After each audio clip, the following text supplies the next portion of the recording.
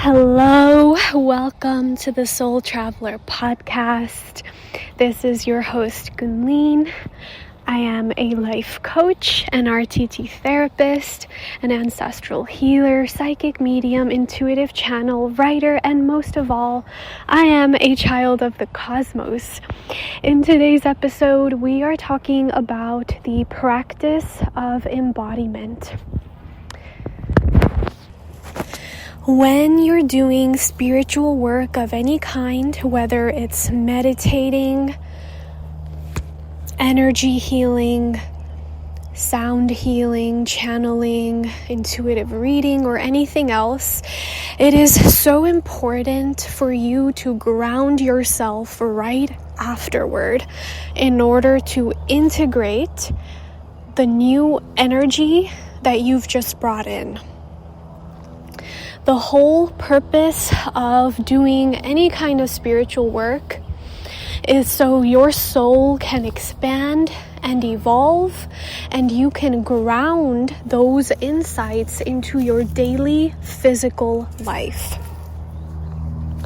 There's many planes of existence within an individual. We have the spiritual plane, where all of these healing energies and insights come through your crown chakra and your higher chakras. And then we have the mental plane, the emotional plane, and the physical plane. So any healing energies, insights from meditation, any psychic insights that you bring in through your spiritual practice, they need to move through all of your chakras and ground into your physical reality, into your physical self, in order for them to have any benefit in your daily life. A lot of ancient schools of spirituality promoted, people meditating for hours, day after day, secluding themselves from everyday life and people in order to achieve enlightenment. And while there is value and benefit in that, the true teacher is always going to be your life, your lived experience in your life.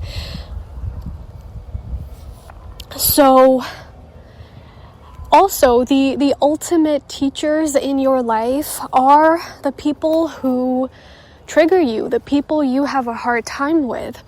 So, whether that's family, coworkers, friends, whomever, they are the ones who are going to show you your biggest shadows and areas of growth. So it is so important to take all of the work that you're doing in the higher planes and make sure that you are applying it into your daily life when it comes to your self-concept, how you show up in the world, how you show up in relationships, how you perceive other people, because that's what's truly going to improve your life on earth and help you live a better life, right? So I will share my personal insight here in that I've always been very comfortable in the spiritual realms.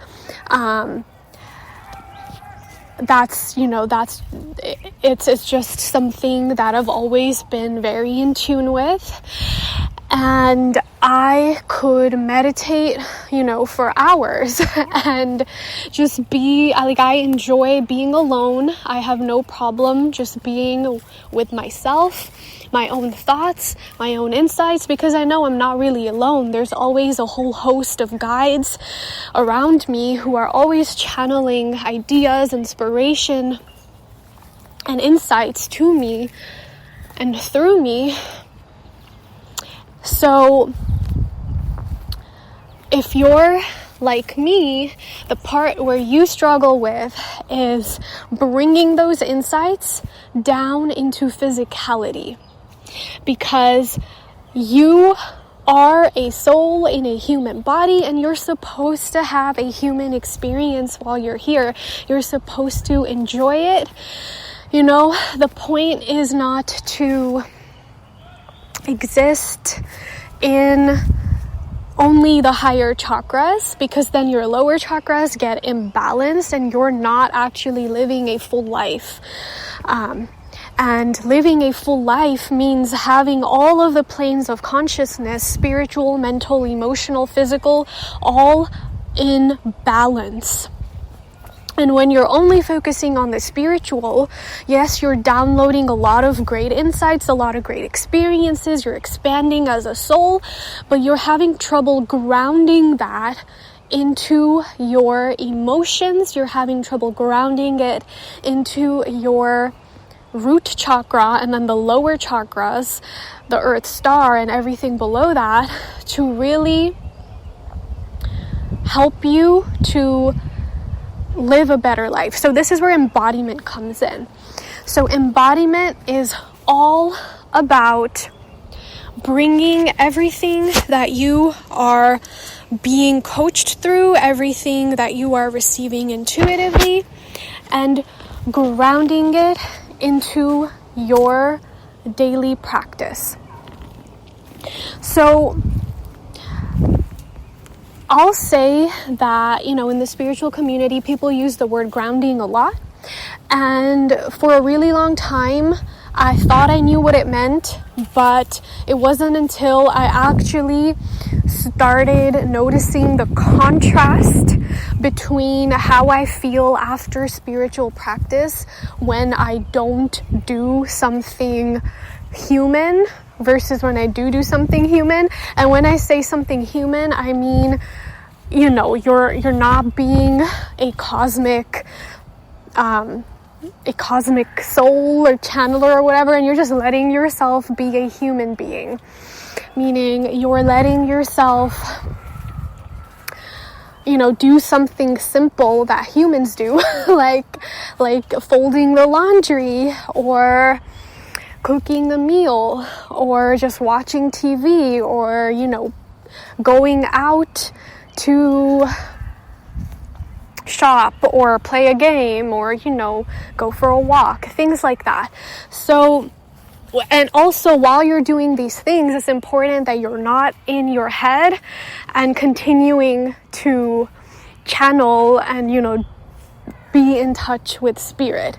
So that's so important because a lot of times after meditating, right, I would go out and I would do some of these things, but I would still be in a place of meditation rather than disconnecting from that completely and just letting myself focus on the physicality of things.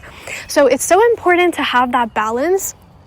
And this is again where this contrasts with perhaps what was taught in ancient schools of spirituality and religion, where people would say, you know, always be in touch with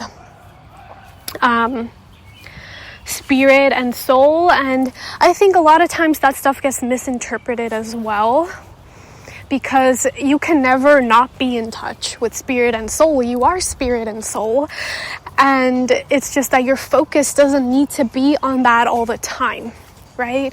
When you're consciously doing a practice, it is so important to have a large part of your life where you're not doing the practice and you're letting yourself just be a 3D human being where you can just do human things. So the key here is right after you do the practice, stop the practice when you're done, right? And then go do something human immediately to ground those insights into your physical life. Because I assure you, after you do that, those insights will immediately start moving down your energy body, moving down your chakras. and you will start naturally applying them into how you move through daily existence. I'll give you an example. Let's say you're working with me and you're in the ancestral healing realm, and your ancestral guide gives you this amazing insight for how you can have better relationships with your family. So the ungrounded thing to do would be to stay in that realm longer than you need to, and then lose that insight in the white noise of everything else that happens while you're there. The grounded thing to do would be to end that session at a designated time, whether it's, half an hour or an hour later. And then you journal about the insight that you had, and you reflect as a human being on how you can apply that into your daily habits, in how you show up in family relationships. And usually, there's not a lot of effort required, because if you had that breakthrough, that insight at a spiritual level, even if you don't think about it consciously and you just go on with your day after that, you go out into nature, put your bare feet in the grass, and you just ground that way, that insight, that breakthrough you had has already started taking root within your subconscious mind, and is going to start showing up in your beliefs and your behaviors. But a lot of times what happens is, when we're trying to get too much information at once, when we're in meditation, it overwhelms our psyche. And the grounding and the behavioral manifestation of the insights we've had takes a much longer time, and we might even find ourselves going in circles sometimes, where we're like, oh, I had that insight before, right? But it's because you didn't take the time to connect it to your physical life, that it's still kind of floating around in the ethers, in the spiritual plane. So I hope this was helpful. It's definitely been a major insight for me, and this is exactly what we do when it comes to the ancestral healing space, the ancestral healing work that I do. It's two-part for a reason, so that we're not just doing the healing and then not integrating it into your daily life. Because when we're talking about ancestral work, it is very spiritual, but it's also very grounding work, right? Your ancestors are the vehicle through which your physical avatar manifests on earth, right? And ancestral work is very much connected to the lower chakras, the root chakra, because it's all about survival. So even though we're doing a lot of healing work, and we're in trance when we're doing this, it's so important to do the second part of the work, which is grounding it and embodying it in physical life. So this is where your guide will recommend to you embodiment practices. It can be things like creating an altar. It's going to be, different depending on who you are and what you need. It can be things like going out for a walk, making a meal, talking to a particular family member. So it's physical things like that, where you have to consciously choose to disconnect from the spiritual, ethereal realms and just be human as you do those things. Because that's what's going to connect the spiritual plane to the physical plane, and that is actually what creates heaven on earth for you, because now there's no longer that disconnect where you think you can only be spiritual when you're meditating or when you're doing the spiritual practices, and then all the other times you feel disconnected in your human body, because that's not what it's supposed to be, right? All of your chakras, they exist in a system, and they're all linked to all of your bodies, right? Your spiritual body, mental body, emotional body, and physical body. And they're all supposed to work in harmony and in unison.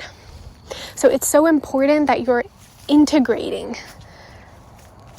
So important that you're integrating the insights you're getting, the breakthroughs you're getting, so that they're serving to improve your life rather than keeping you in a state of disconnectedness with your spirit and your physical self.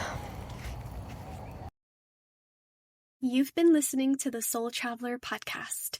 Be sure to check out the show notes for additional resources and offerings. Signing off for now, this is Gunleen.